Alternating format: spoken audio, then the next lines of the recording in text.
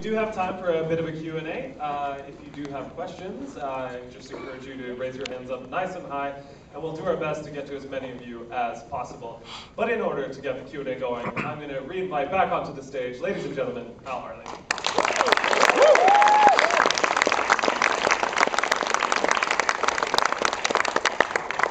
And before we open it up to the floor, I guess let's begin at the beginning. Can you talk a bit about the process of kind of recreating this world and kind of jumping in back with these characters to make this film?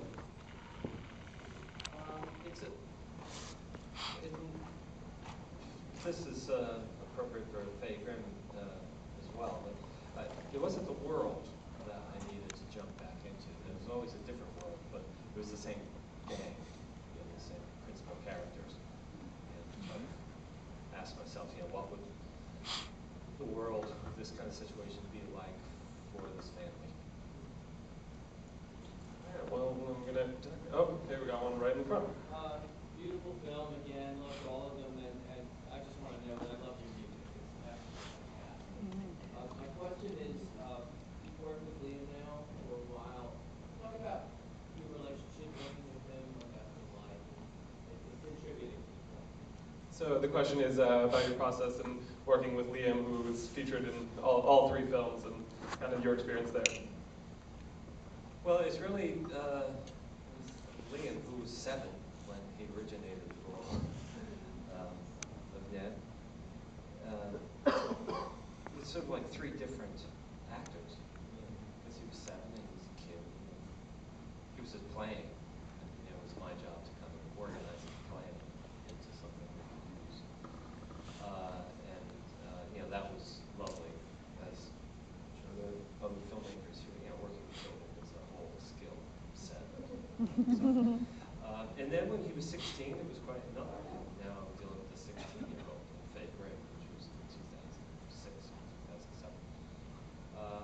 That was different, trying to deal with 16, 17-year-olds. They have other stuff going on. The middle-aged guy doesn't know anything about it. Organized. And then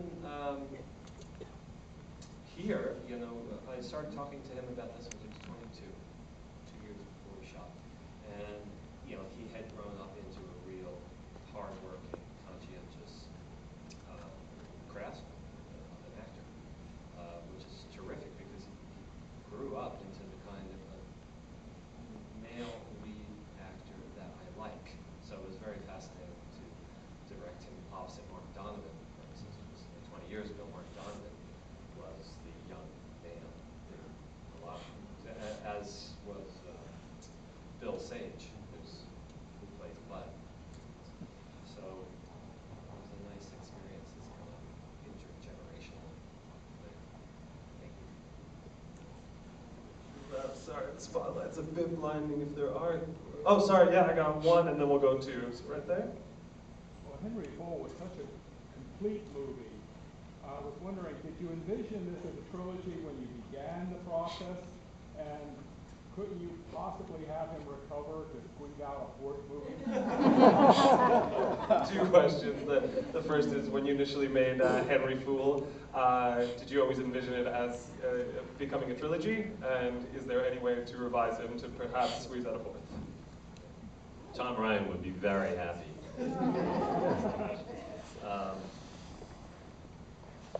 No, you're right. Henry Fool was a very complete movie, and at the time, 1995, when I was writing it, and we shot it in 1996, it was a different kind of film for me too. It was, it had like an epic sway to it, and it covered a long period of time, which was new for my films. Right, the films in the 90s dealt with weeks, maybe, but usually days. And I never thought that it was the first part of any sort of series. But me and the actors fell in love with these characters. And I used to joke about it. That, maybe because we were always coming up with ideas. It was such a full environment, community that we created when we were making it before. There were always jokes you could make about, oh, that would be, we'll do that in the sequels. personal Star Wars or something like that. We'll spend the rest of our lives making movies about this gang of misfits and queens.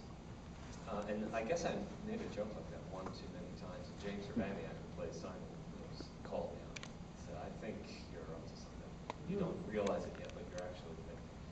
And I was. When I really committed myself to it, it was not an idea of making sequels, but of making different movies with the same family as the kind of prism through which the world we all share at any given time is seen through. I have no idea who I'm looking at. And so no possibility potentially for a fourth revival? No, I really feel like I really wanted to bring this to a close. There's lots of practical considerations too, people's age, situations and stuff. I feel really lucky to have been able to complete this whole thing with the same actors. But now it's time to move on. First of all, thank you for the information. Thank you for sharing that. I noticed in the dialogue, it was very, very, very complete throughout the whole film. There's only a few beats. Now, was this created this with the actors themselves to have kind of timing or pop, pop, pop, or was it on the editing room? So yeah, the question is about the dialogue within the film itself, and that it's very like fast-paced and quick. Is it something that you work directly with the actors in, or something that I created in the editing room? Well, that's in the writing. My movies are, I said this the other day to somebody, it's good. They're text-built, performer-driven. We don't improvise with the dialogue. When I'm writing, I have an ear for rhythm and melody and pace. By the time I get to the set and I'm working with the actors, I do. I tell them to speed up. Faster. I just always